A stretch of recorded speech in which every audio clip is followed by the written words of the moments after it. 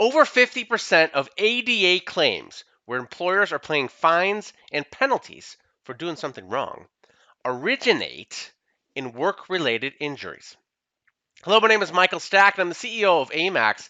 And today I want to talk about demystifying the ADA, the Americans with Disabilities Act, and some key definitions and concepts that you need to understand in order to be successful in this, not only to accommodate and run this law, this federal law, and just treat people appropriately, but to stay out of the doghouse with the EEOC, the Employment Opportunity Commission. So I'm going to go through these three definitions of three essential concepts, and then I'm going to give you the magic ingredient. And the magic ingredient to understand to help you conceptualize this ADA. So let's run through these, and let's run through these relatively quickly. I want to give you three things. The first thing I want to talk about is reasonable accommodation. Reasonable accommodation, and what that means. All this means, if you think about this, and I'm going to break these down as simple as possible, is just a change in the way things are done. Change. All it is a change in the way things are done. You're just doing something differently than you typically do it. And a lot of times I like to think about this as the employer saying, oh, can we accommodate in this way? Oh, yeah, sure, we could do that. Sure, that's something we can do. And I'll tell you where a lot of employers get tripped up on here, though, is that it's generally more than you think is considered reasonable in the eyes of the EEOC. Generally, more than you think is considered reasonable in the eyes of the EEOC. And that depends on the size of the employer and the resources available. So change in the way things are done. Next thing that I want to talk about here is the interactive process. Interactive process. Now this one, to me, seems the most overwhelming. The interactive process. What the heck does that mean? Do I have to call my lawyer to do this? Do I need like a 30-page dissertation of instructions on how this interactive process is exactly supposed to go so that I don't get in trouble and I do things exactly right? And what I see most often happening is this seems so overwhelming that the employers just don't do it. And when you don't do it, then you're not treating the employees right. And then you're also getting in trouble with the EEOC because you're not doing things appropriately.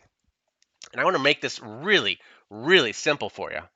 All this is a conversation.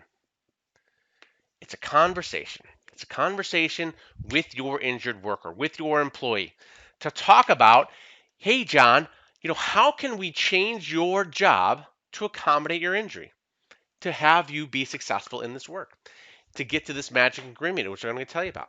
Hey, John, how can we change your job to have you be able to do it appropriately?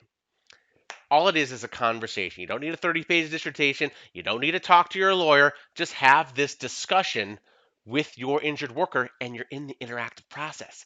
That's what it's all about. Really, really simple. Last one is the essential functions. Essential functions.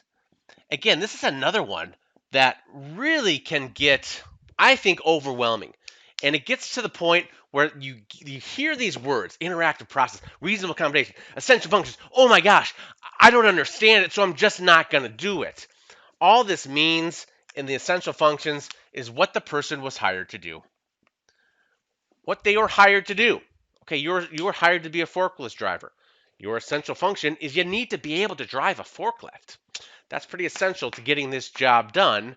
But being able maybe to lift boxes is not essential.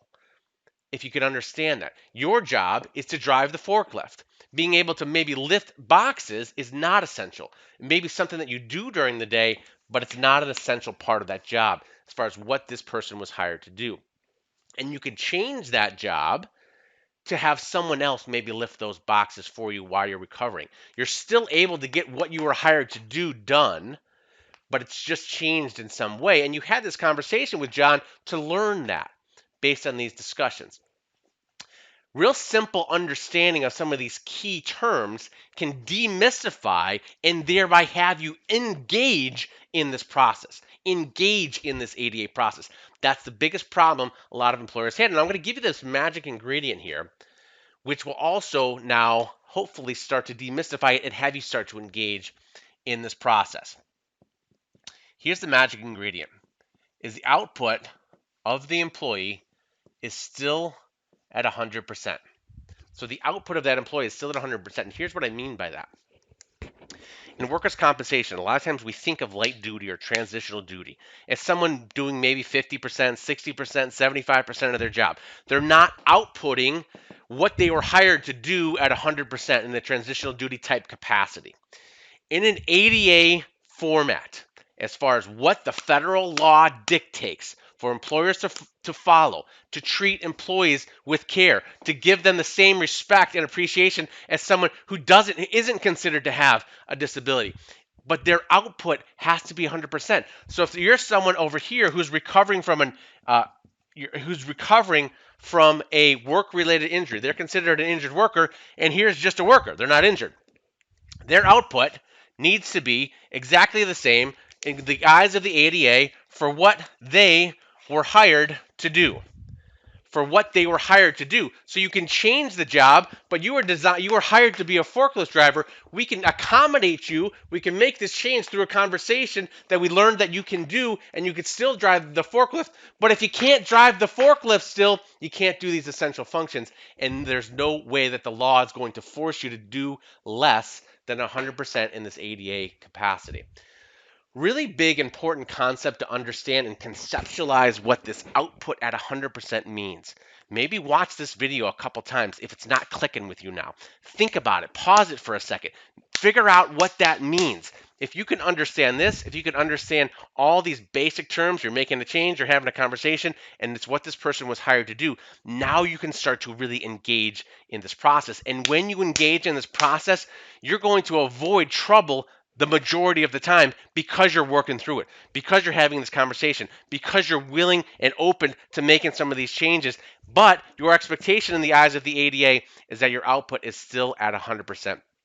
And a lot of this overlays with return to work. The biggest difference is that in return to work, your output is generally expected to be less in the transitional duty capacity. But in the eyes of the ADA, it's not. Again, my name is Michael Stack. I'm the CEO of AMAX. And remember, your work today in workers' compensation can have a dramatic impact on your company's bottom line, but it will have a dramatic impact on someone's life. So be great.